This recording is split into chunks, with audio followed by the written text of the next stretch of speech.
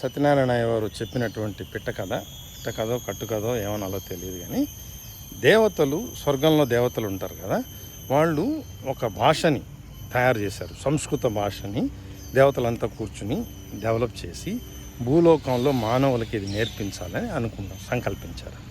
దానికి ఎవరిని పంపించాలి? ఇప్పుడు చాలామంది ఉంటారు అక్కడ దేవగణాల్లో, మనం పురాణాల్లో చూస్తూ ఉంటాం. ఇప్పుడు అందరికీ చెప్పాలి కదా, అందులో మైక్స్ లేవు కదా, ఎక్కువ ఒక మనిషి మాట్లాడితే ఎక్కువ మందికి వినపడాలి.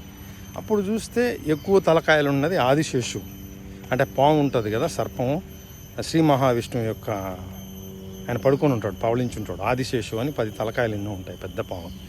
ఆదిశేషు 10 తలకాయలు ఉంటాయి కదా, 10 నోళ్ళు ఉంటాయి కదా, అది చెప్తే ఎక్కువ సౌండ్ వస్తుంది, ఎక్కువ మందికి రీచ్ అవుతుందని ఆదిశేషువుకి నేర్పించి ట్రైన్ చేసి పంపారట.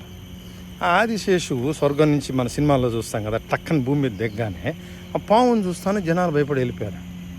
పాము మాట్లాడుతుంటే దగ్గరకు రాలేరు కదా. సరే అని ఆయన కామరూప విద్య అని ఉంటుంది కదా, మనిషిలాగా మారిపోయి నార్మల్ మ్యాన్గా వెళ్ళి ఒక బ్రాహ్మణుడు వేషం వేసుకుని వెళ్ళి అక్కడికి వెళ్ళి నేను చదువు చెప్తాను లాంగ్వేజ్ అంటే పిల్లలందరూ వచ్చారంట. చెట్టు కింద దగ్గర ఒక 200-300 మంది పిల్లలు చేరి పెద్ద చెట్టు కింద కూర్చొని చెప్తుంటే వినపడటం లేదు వెనకూడదు. ఎందుకంటే ఆయనకు ఒక తలకాయ కదా ఉంటుంది మనిషిలో.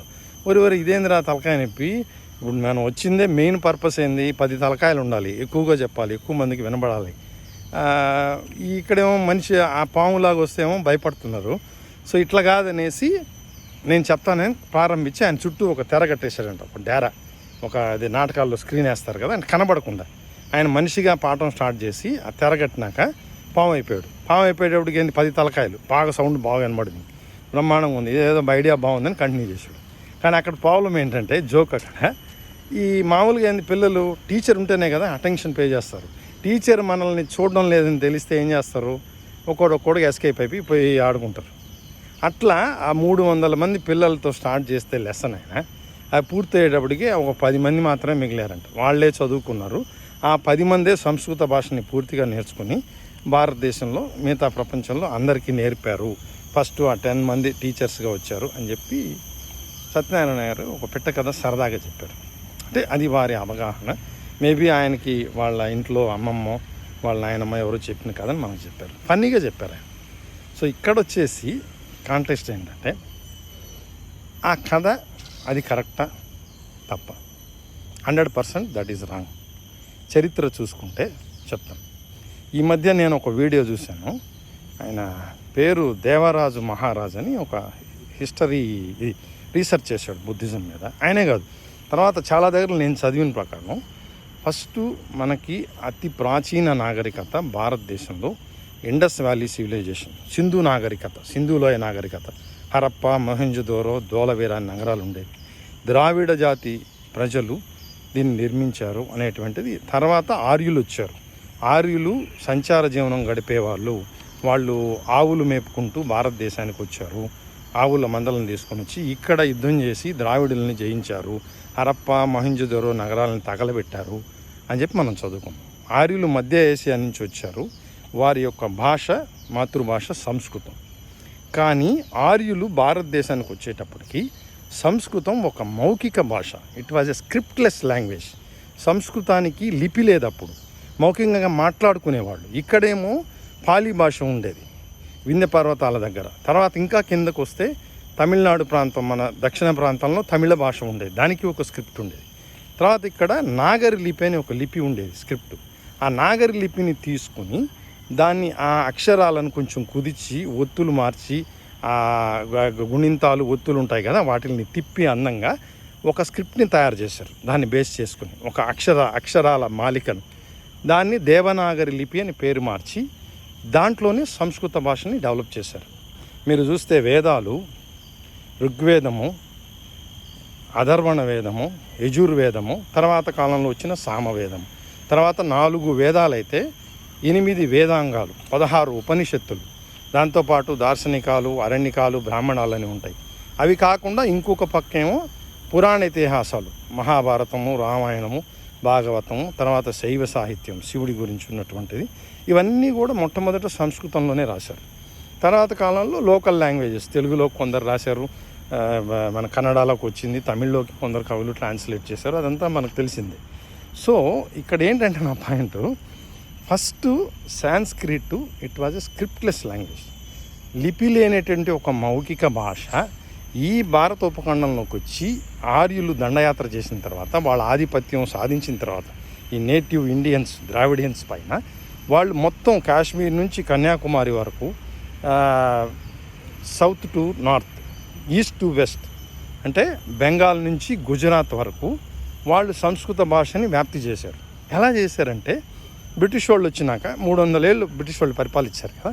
బ్రిటిష్ వాళ్ళు కాశ్మీర్ నుంచి కన్యాకుమారి వరకు 2 ఇనప చువ్వాలు తీసుకొని రైల్వే ట్రాక్ తయారు చేసి దాని మీద 10-20 బండ్లు తగిలించి లింకులు పెట్టి వస్తువులు ట్రాన్స్ఫర్ చేశారు, సరఫరా చేసి వ్యాపారం చేశారు. గుజరాత్ నుంచి బెంగాల్ వరకు east west north south lines అంటారు కదా, రైల్వే ట్రాక్ వేసింది ఫస్ట్ బ్రిటిష్ వాళ్ళు. అట్లా ఒక రైలు బండి కనుక్కొని ట్రాక్ వేసి భారతదేశం మొత్తం కూడా సరుకులు తిప్పి వ్యాపారాలు చేశారు కదా. అదేవిధంగా వీళ్ళు సంస్కృత భాషని, ఆ ఐడియాలజీని తీసుకొచ్చారు. అంటే చాతుర్వర్ణ వ్యవస్థ, బ్రహ్మ ముఖం నుండి బ్రాహ్మలు పుట్టారు, భుజం నుండి క్షత్రియులు పుట్టారు, తొడల నుంచి వైశ్యులు పుట్టారు, పాదాల నుంచి శూద్రులు పుట్టారు అనేటువంటి ఈ వర్ణ వ్యవస్థ. కానీ ఎందుకంటే ఇప్పుడు భారతదేశంలో 120 కోట్ల మంది ప్రజలుండే భారతదేశంలో 70-80% మంది, నాకు కరెక్ట్గా తెలియదు, ఎక్కువ మంది హిందూ మతాన్ని ఫాలో అవుతున్నారు కదా. ఈ హిందూ మతానికి బేస్ ఉండేది దాన్ని వైదిక ధర్మం అంటారు. అంటే వేదాలు, ఈ పురాణాలే కదా బేసు. ఎందుకు చెప్తున్నా అంటే, ఈ మధ్య కాలంలో ఏమైందంటే, ఈయన మన డిప్యూటీ సీఎం పవన్ కళ్యాణ్ గారు ఒక మాట అన్నారు, ఐఆమ్ అన్అపాలజెటిక్ సనాతనీ హిందూ అన్నాడు. అంటే నాకు అర్థం కాలేదు. సనాతనం అంటే పురాతనమైంది, సంస్కృత భాష, తెలుగు భాష, సనాతనం అనే పదం నాకు తెలియదు, అతి ప్రాచీనమైంది. ఈ రోజు వరకు కూడా భారత ఉపఖండంలో ఉన్న నాగరికత, ఏన్షియంట్ సివిలైజేషన్ ఏంటంటే ఇండస్ వ్యాలీ సివిలైజేషన్. అప్పటికి అసలు ఆర్యులే రాలేదు, సో సంస్కృతమే లేదు. మరి సంస్కృతమే లేనప్పుడు ఈ సంస్కృత భాషలో రాసినటువంటి ఈ వేదాలు ప్రాచీనం ఎలా అవుతాయి? ఇప్పుడు సంస్కృత భాష గొప్పదే, నో డౌట్, వేదాలు పురాణాలు గొప్పవే కాదంటలే, కానీ అవి ప్రాచీనం కాదు. దానికంటే ప్రాచీనమైంది భారత ఉపఖండంలో ఇంకా కొన్ని లాంగ్వేజెస్ ఉన్నాయి. సో అందువల్ల వైదిక ధర్మం అని పిలవాలి, సనాతన ధర్మం అని పిలవకూడదు. సనాతనం అనేది ఏంటంటే సింధు నాగరికతే సనాతనమైనది భారత ఉపఖండంలో ఈ రోజు వరకు. అంటే ఆర్కియాలజికల్ సర్వే, పురావస్తు శాఖ వారు తవ్వకాలు జరుపుతారు. తవ్వి తీసినటువంటి శిలాజాలు, అంటే ఒకప్పుడు జీవించి ఉన్నటువంటి ఒక జంతువుల అవశేషాలు, మానవుల అవశేషాలు, అస్థిపంజరాలు కావచ్చు, ఈ ప్రకృతిలో కలిసిపోయి అవి కలిసిపోయి ఉంటాయి కదా, వాటిని ఇంగ్లీష్లో ఫాజల్స్ అంటారు, తెలుగులో శిలాజాలు అంటారు. ఆ శిలాజాలని కెమికల్స్లో ముంచి కార్బన్ డేటింగ్ అంటారు దాన్ని, కార్బన్ డేటింగ్ తెలుగులో ఏమంటారో తెలియదు. ఆ ప్రక్రియ ద్వారా దాని వయసుని నిర్ధారిస్తారు. ఒక జంతువు అవశేషం దొరికితే, ఒక మనిషి అస్థిపంజరం దొరికితే కెమికల్స్లో ముంచి కనుక్కొని, సో పలానా కాలంలో, పలానా 8వ శతాబ్దంలోనో 10వ శతాబ్దంలోనో 5వ శతాబ్దంలో జీవించి ఉంటారు. అంటే ఎగ్జాక్ట్గా తెలియదు, 70% యాక్యురసీ అని వస్తుంది, 100% రాదు. 70% ఏజ్ని అట్లా నిర్ధారిస్తారు సైంటిఫిక్ మెథడ్లో. అదే నిజమైంది, కానీ ఈ కాల్పనిక కథలు కాదు కదా. సో ఇప్పటి వరకు ప్రూవ్ అయింది ఏంటంటే, అతి ప్రాచీనమైనది సింధు నాగరికత. సింధు నాగరికత అప్పటికి అసలు ఆర్యులే ఇక్కడికి రాలేదు, ఆర్యుల భాషే సంస్కృతము. సో ఇది ప్రాచీనమైంది కాదు, సంస్కృతం గొప్ప భాషే. ఇప్పుడున్న హిందూ మతానికి బేస్ అదే, నేను కాదంటలేదు. ఈ పురాణాలు వేదాలు కానీ అది వైదిక ధర్మం అని పిలవాలి. దాన్ని ఏమంటారు, ప్రాచీనమైనది కాదు, అది ప్రాచీనమైనది కాదు. అందువల్ల దాన్ని సనాతన ధర్మం అనకూడదు. ఈ మధ్య ఒక ఫ్యాషన్ అయిపోయింది, ఎవడు పట్టినా సనాతన ధర్మం కాదురా నాయనలారా, అది వైదిక ధర్మము. వైదికం అంటే వేద ప్రమాణంగా వచ్చేటటువంటి ధర్మము, ఆచారాలు, వైదిక నమ్మకాలు, వేదాల్లో ఉన్నటువంటి బిలీఫ్స్, చాతుర్వర్ణ వ్యవస్థ, ఈ దేవి దేవతలు, బ్రహ్మ విష్ణు, ఇలాంటివన్నీ కూడా వైదిక ధర్మానికి సంబంధించినటువంటివి. అది వైదిక ధర్మం అని పిలవాలి, కానీ సనాతన ధర్మం అని అనకూడదు. ఎందుకంటే అది పురాతనమైనది కాదు కదా, ప్రాచీనమైనది ద్రావిడుల నాగరికత ఈ భారత ఉపఖండంలో, అదనమాట.